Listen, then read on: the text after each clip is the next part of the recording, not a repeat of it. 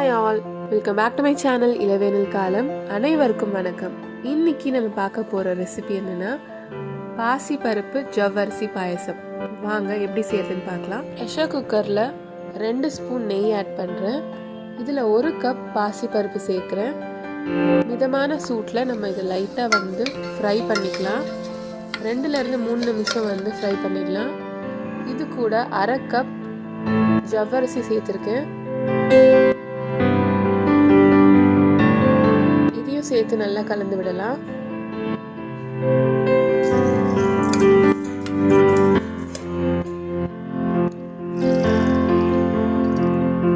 இதை நம்ம ப்ரெஷர் குக்கரில் வேக வைக்க போகிறோம். அதுக்கு 5 கப் தண்ணி ஆட் பண்ணுறேன். பருப்பு எடுத்த அதே கப்பில் நான் தண்ணி ஆட் பண்ணுறேன். 3 ஏலக்காய் இது கூட வாசனைக்காக சேர்த்துருக்கேன். அவ்வளோதான். இதை நம்ம மூடி போட்டு 4லேருந்து 5 விசில் விட்டு எடுத்துடலாம். இப்போ பார்த்தீங்கன்னா தெரியும், இந்த பருப்பு இந்த ஜவ்வரிசி நல்லா வெந்திருக்கும். இந்த அளவு வேக வச்சு எடுத்து வச்சுக்கலாம்.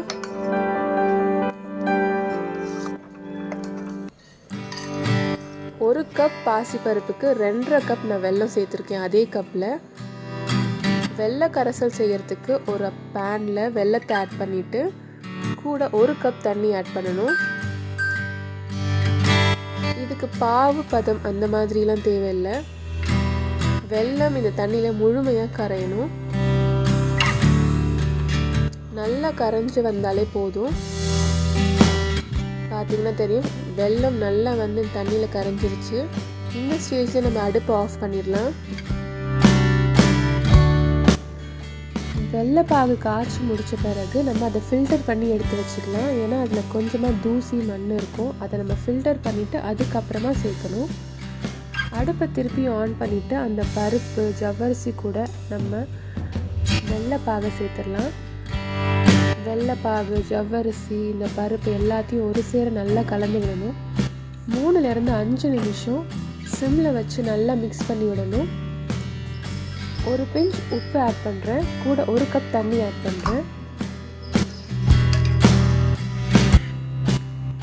2 கப் தேங்காய் பால் ஆட் பண்ணுறேன். இது ஒரு எக்ஸ்ட்ராவான ஒரு சூப்பரான டேஸ்ட் கொடுக்கும். நம்ம தேங்காய் பால் ஆட் பண்ணும்போது ரொம்பவே சுவையாக இருக்கும் இந்த தேங்காய் பால் ஆட் பண்ணுறதுனால.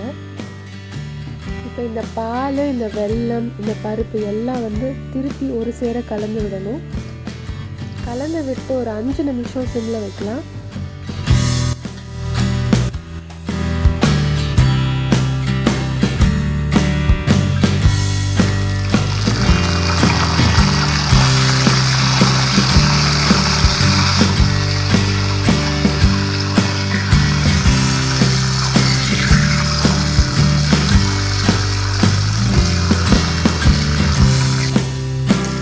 இது கூட நெய்யில் வறுத்த முந்திரி, பாதாம் இது 2த்தையும் சேர்த்துக்கிறேன்.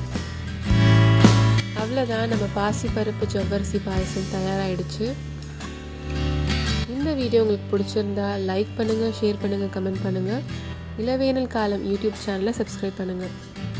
அனைவருக்கும் இனிய கார்த்திகை தீப திருநாள் நல்வாழ்த்துக்கள். தேங்க்ஸ் ஃபார் வாட்சிங்.